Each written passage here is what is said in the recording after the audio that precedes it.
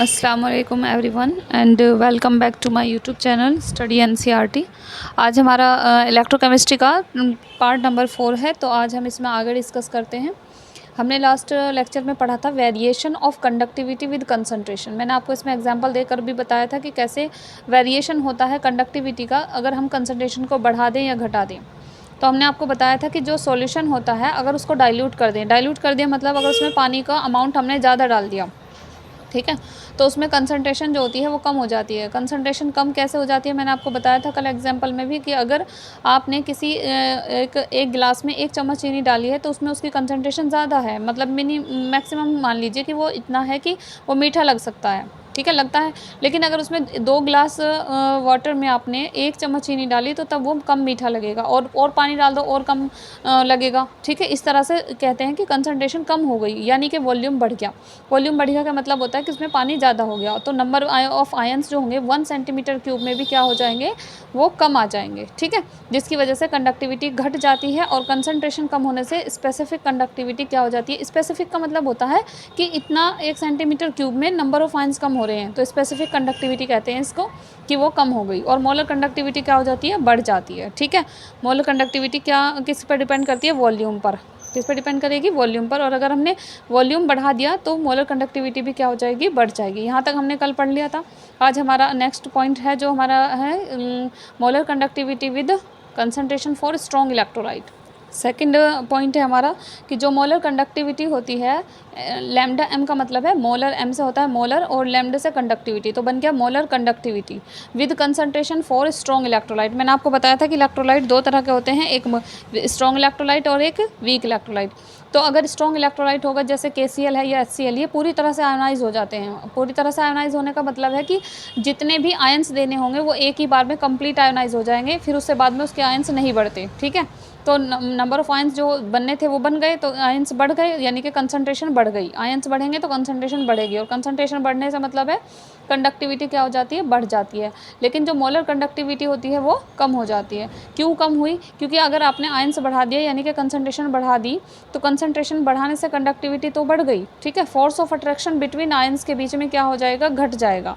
So speed of ions जो होगी वो घट जाएगी, इसलिए मोलर कंडक्टिविटी घट जाती है। मोलर कंडक्टिविटी पर अफेक्ट पड़ता है उसकी स्पीड से भी। स्पीड कैसे कम हुई, जब आपने कंसंट्रेशन बढ़ा दी। कंसंट्रेशन बढ़ाने से मतलब है, जैसे अगर आप एग्जांपल लें कि अगर कहीं पर भीड़ बहुत ज़्यादा है, कंसंट्रेशन ज़्यादा है, तो वहाँ पर क्या होगा, जो अट्रैक्शन होगा वो कम हो जाएगा, चलना मूवमेंट होना मुश्किल होगा, तो वहाँ पर स्पीड ऑफ आयंस जो होगी वो घट जाती है। इसलिए हम कह सकते हैं कि जो लैम्डा एम है या मोलर कंडक्टिविटी है वो क्या हो जाती है, कम हो जाती है। हालांकि कंडक्टिविटी बढ़ रही है लेकिन मोलर कंडक्टिविटी कम हो रही है। क्यों, क्योंकि जो फोर्स था इनके बीच में, जो आपस में खिंचाव था वो कम हो गया, अट्रैक्शन कम हो गया।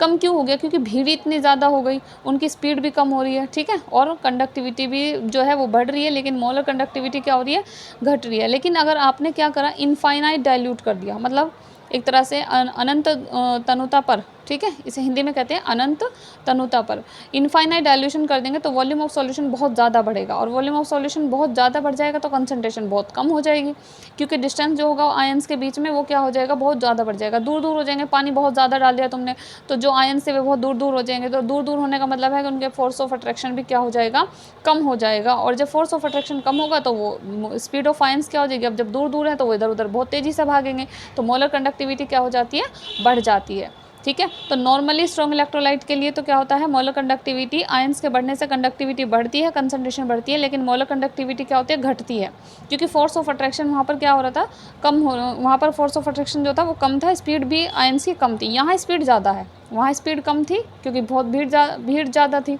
आयंस ज़्यादा थे, ठीक है। जो स्पीड ऑफ आयंस थी वो कम थी, और स्पीड ऑफ आयंस यहाँ क्या है, ज़्यादा है, तो मोलर कंडक्टिविटी क्या हो गई, बढ़ गई। मैंने हिंदी में भी लिखा है ताकि आपको ये पॉइंट समझ में आ सके, ठीक है। जो हिंदी वाले स्टूडेंट हैं वो भी समझ जाएंगे। जब सॉल्यूशन को इनफाइनाइट डाइल्यूट करते हैं, मतलब उसमें बहुत सारा पानी डाल देते हैं, ठीक है, तो जो कंसंट्रेशन है या सांद्रता है ज़ीरो की तरफ बढ़ता है, ज़ीरो की तरफ बढ़ता है मतलब एक तरह से जो कंसंट्रेशन है वो ख़त्म होने की तरफ जा रही है, ज़ीरो की तरफ जा रही है, तो कंसंट्रेशन कम हो रही है, हम ये कह सकते हैं। इसे इनफाइनाइट डाइल्यूट कहा जाता है। और जब लैम्डा एम एक फ़िक्स वैल्यू तक पहुँच जाती है, जब जो लैम्डा एम है यानी कि मोलर कंडक्टिविटी है उसका एक फ़िक्स वैल्यू तक वो पहुँच जाती है इनफाइनाइट डाइल्यूशन पर, तो उसे हम कहते हैं molar conductivity eight infinite dilution. मतलब जो हमारी मोलर कंडक्टिविटी थी वो इनफाइनाइट डाइल्यूशन करने पर एक फ़िक्स वैल्यू तक पहुंच जाती है, तब उसे हम कहते हैं molar conductivity eight infinite dilution पर। ठीक है, इसे हम लिखते किस तरह से हैं, लैम्डा एम और इनफाइनाइट, या लैम्डा एम और ऊपर नोट लगा दो या ज़ीरो लगा दो। तो जो मोलर कंडक्टिविटी है वो किस पर डिपेंड करेगी, एक तो number of ions of one mole, एक मोल में कितने नंबर ऑफ आयंस हैं और उनकी स्पीड क्या है। अगर स्पीड ज़्यादा हो जाएगी, ठीक है, अगर क्या होगा, स्पीड ज़्यादा होगी तो बढ़ जाएगी, मोलर कंडक्टिविटी स्पीड कम होगी तो घट जाएगी। स्पीड ज़्यादा कब होगी, जब वे दूर दूर होंगे, आसानी से भाग सकते हैं इधर उधर, ठीक है, तो मोलर कंडक्टिविटी बढ़ जाएगी। लेकिन अगर आयंस जो हैं वो बहुत पास पास हैं तो उनकी स्पीड कहाँ है, फिर तो कम हो जाएगी। यानी कि कंसंट्रेशन बढ़ा रहे हैं तो स्पीड कम हो रही है, और स्पीड कम हो रही है तो मोलर कंडक्टिविटी कम हो रही है। और अगर हमने बहुत सारा पानी डाल दिया तो आयंस दूर दूर हो गए, और जब आयंस दूर दूर होंगे तो वहाँ पर जो स्पीड होगी वो ज़्यादा हो जाएगी, ज़्यादा हो जाएगी तो लैम्डा एम यानी कि मोलर कंडक्टिविटी क्या हो जाएगी, बढ़ जाएगी। और अगर लो कंसंट्रेशन रखते हैं, यहाँ पर लिखा है एट लो कंसंट्रेशन, ठीक है, ये लिखा है मैंने कि लो कंसंट्रेशन पे क्या करेंगे, लो कंसंट्रेशन में फॉर्मूले ये आपको याद रखना है, lambda M equal to lambda M infinite पर जो मोलर कंडक्टिविटी है वो मोलर कंडक्टिविटी इनफाइनाइट पर माइनस बी, कहीं कहीं बुक में ए भी लिखा रहेगा, under root C. Under root C को हम सी की पावर 1/2 भी लिख सकते हैं। ठीक है, तो इसे ये स्ट्रॉन्ग इलेक्ट्रोलाइट के लिए होता है। और इन दोनों इक्वेशन को आप क्या कहते हैं, डिबाई-हक्केल-ओनसागर इक्वेशन। क्या कहते हैं, डिबाई-हक्केल-ओनसागर इक्वेशन कहते हैं हम इसको याद रखना। क्वेश्चन में एमसीक्यूज़ में आ जाता है कि डिबाई-हक्केल-ओनसागर इक्वेशन जो है वो लो कंसंट्रेशन पर फॉलो होती है, तो लो कंसंट्रेशन पर फॉलो होने की वजह होती है, और उसकी इक्वेशन क्या है, तो lambda M is equals to lambda naught M minus be under root सी, या सी की पावर 1/2। ठीक है, यहाँ पर है लैम्डा एम का फॉर्मूला जो हमने लिखा मोलर कंडक्टिविटी का, वो क्या बना, कप्पा इंटू 1000 अपॉन मोलरिटी। अगर यहाँ पर एम है तो याद कर लेना मोलरिटी आएगा। ठीक है, और यहाँ इक्विवेलेंट होगा, तुल्यांक होगा, तो यहाँ नॉर्मेलिटी आएगा, और के इंटू वी भी होता है। ठीक है, तो मोलर कंडक्टिविटी किस पे डिपेंड करती है, कप्पा पर। ऐसे भी लिख सकते हो इस चीज़ को। और अपोजिट किसके हैं, नीचे जो लिखा है वो मोलरिटी है तो उसका उल्टा हो गई। अगर 1 अपॉन करके लिखते हैं तो वो उसका इन्वर्स होती है, मतलब उल्टा होती है। अगर तुमने मोलरिटी बढ़ा दी तो मोलर कंडक्टिविटी घट जाएगी, और अगर इसे कम कर दी तो ये बढ़ जाएगी। ठीक है, फॉर एनी इलेक्ट्रोलाइट, किसी भी इलेक्ट्रोलाइट के लिए कप्पा जो होता है स्पेसिफिक कंडक्टिविटी वो हमेशा घटती है। ठीक है, कप्पा जो होता है वो क्या होता है, हमेशा कम होता है। फॉर डाइल्यूशन करने के लिए जो लैम्डा एम है मोलर कंडक्टिविटी है बढ़ती है, मोलर कंडक्टिविटी बढ़ेगी किसके लिए, चाहे वो स्ट्रॉन्ग हो या फिर वो वीक इलेक्ट्रोलाइट हो। अगर आपने डाइल्यूशन कर दिया तो मोलर कंडक्टिविटी स्ट्रॉन्ग या वीक दोनों इलेक्ट्रोलाइट के लिए बढ़ जाएगी, लेकिन स्पेसिफिक कंडक्टिविटी यानी कि कप्पा वो घट जाएगी। ठीक है, ये बात याद रखना। अब इसके लिए जो हमने भी आपको बताई इक्वेशन लैम्डा एम और अंडर रूट सी, या फिर हम इस तरह से लिख देते हैं इसको। ठीक है, सी को किस तरह, सी की पावर 1/2, रूट का मतलब ये होता है फॉर स्ट्रॉन्ग इलेक्ट्रोलाइट के लिए। ठीक है, तो ये ग्राफ है, आपको इसे समझें। स्ट्रॉन्ग इलेक्ट्रोलाइट के लिए यहाँ मोलर कंडक्टिविटी लिख दिया, और यहाँ पर अंडर रूट कंसंट्रेशन लिख दिया। इधर कंसंट्रेशन क्या हो रही है, कम हो रही है, मैंने लिखा हुआ भी है, हिंदी में लिखा हुआ। कंसंट्रेशन इधर क्या हो रही है, कम हो रही है, और इधर क्या हो रही है, ज़्यादा हो रही है, बढ़ रही है इधर। तो अगर आप कंसंट्रेशन को कम कर रहे हैं, ठीक है, इधर की तरफ क्या कर रहे हैं, कंसंट्रेशन को कम कर रहे हैं। ठीक है, यहाँ पर समझ में आ रहा है, इधर जाने पर हम क्या कर रहे हैं, कंसंट्रेशन को कम कर रहे हैं, तो इधर जाने पर कंसंट्रेशन कम हो रही है। ठीक, तो मोलर कंडक्टिविटी क्या दिख रही है आपको, ये जो लाइन मैंने खींची हुई है KCl के सामने, ये बढ़ती हुई दिखाई दे रही है, और जिस पॉइंट पर ये पहुंच जाती है वो एक इनफाइनाइट डाइल्यूशन पे पहुंच गई, तो उसे हम क्या कहते हैं, molar conductivity eight infinite dilution. मैंने यहाँ पर नीचे लिखा हुआ भी है पॉइंट कि जब कंसंट्रेशन डिक्रीज़ होती है, क्या होता है, व्हेन कंसंट्रेशन डिक्रीज़, मतलब इधर की तरफ जाते हैं, या इस ग्राफ को आप यहाँ से लें, धीरे धीरे इधर जाने पर कम हो रही है, लेकिन ये लाइन ऊपर की तरफ उठती हुई दिख रही है, मतलब कौन बढ़ रहा है, मोलर कंडक्टिविटी बढ़ रही है। तो व्हेन कंसंट्रेशन डिक्रीज, जब कंसंट्रेशन कम होती है किसकी, स्ट्रॉन्ग इलेक्ट्रोलाइट की, तो जो मोलर कंडक्टिविटी होती है वो बढ़ जाती है, लेकिन बस धीरे धीरे बढ़ती है, वो एकदम नहीं बढ़ती है अचानक से, धीरे धीरे बढ़ती है। ठीक है, आगे समझ में अगला पॉइंट है यहाँ पर बिहेवियर ऑफ स्ट्रॉन्ग इलेक्ट्रोलाइट। इसे देखें कि स्ट्रॉन्ग इलेक्ट्रोलाइट किस तरह से बिहेवियर करता है।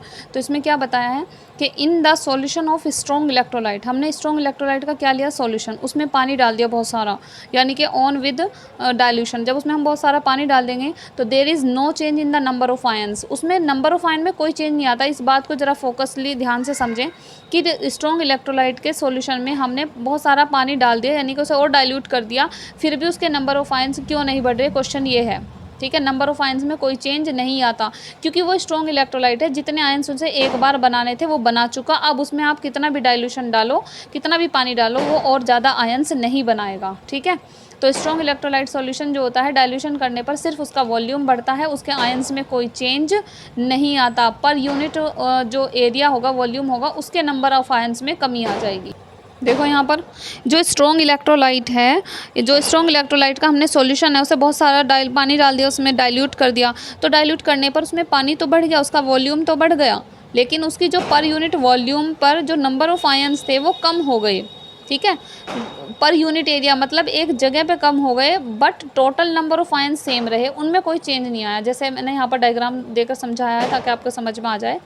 मान लीजिए यहाँ पर 1 लीटर का ये सॉल्यूशन है, और किसका, नमक का, NaCl का। मैंने इसमें 1 मोल NaCl डाल दिया, और NaCl किस में ब्रेक होगा, Na पॉजिटिव, और 1 मोल Na पॉजिटिव का बनेगा, 1 मोल Cl निगेटिव का बनेगा। ठीक है, NaCl से हमारा 1 मोल Na पॉजिटिव बना, 1 मोल Cl निगेटिव बना। सॉल्यूशन कितना लिया, 1 लीटर, और ये per unit volume number of ions जो है वो इसमें बढ़ गई। यहाँ पर मैंने छोटा सा ये जो बनाया है स्क्वायर, इसमें number of ion dot dot दिखाई दे रही है ना, ये बहुत सारे नंबर ऑफ आयंस हो गए। इस ब्रैकेट जो ये बना है, स्क्वायर बना है, इसका मतलब होता है पर यूनिट वॉल्यूम, मतलब एक छोटी सी जगह ले ली इसके अंदर, जितने इसमें नंबर ऑफ आयंस है वो ये हैं। अब हमने इस सॉल्यूशन को डाइल्यूट कर दिया, डाइल्यूट करने का मतलब इसमें 2 लीटर सॉल्यूशन बना दिया इसको, और पानी डाल दिया 1 लीटर से 2 लीटर कर दिया, तो ये कंडीशन आएगी।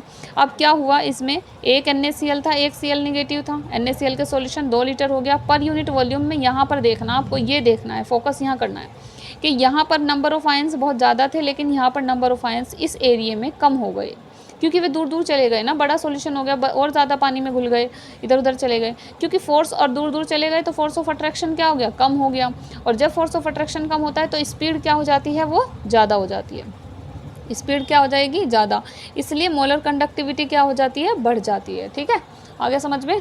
टोटल नंबर ऑफ मोल्स में कोई चेंज नहीं आया, तब भी 1 Na पॉजिटिव और 1 Cl निगेटिव बन रहा था, और वहाँ पर भी ऊपर भी जब वो 1 लीटर था तब भी Na पॉजिटिव और Cl निगेटिव था, और यहाँ पर भी इतना ही है। ठीक है, आगे समझ में ये। आई होप अब आपको इस एग्जाम्पल से समझ में आ गया होगा कि per unit volume number of ions कैसे होते हैं। अब पॉइंट है दूसरा, वेरिएशन विद वीक इलेक्ट्रोलाइट। वो स्ट्रॉन्ग इलेक्ट्रोलाइट था, और ये हमारा कौन सा है, वीक इलेक्ट्रोलाइट का है। ठीक है, तो वीक इलेक्ट्रोलाइट के लिए कैसा वेरिएशन आता है। वीक इलेक्ट्रोलाइट जैसे एसिटिक एसिड है, HCN हाइड्रोजन साइनाइड है, या अमोनियम हाइड्रोक्साइड होता है, ये जो सॉल्यूशन होते हैं जब हम इन्हें से डाइल्यूट करते हैं तो वॉल्यूम तो इसमें भी बढ़ता है, लेकिन इसमें नंबर ऑफ आयंस बढ़ जाते हैं। ठीक है, इसमें नंबर ऑफ आयंस क्या हो जाते हैं, बढ़ जाते हैं। मींस जो नंबर ऑफ आयंस का बढ़ना होता है उसी को हम कहते हैं डिग्री ऑफ डिसोसिएशन। क्या कहते हैं, डिग्री ऑफ डिसोसिएशन, मतलब अल्फा से लिखते हैं, वो बढ़ जाता है।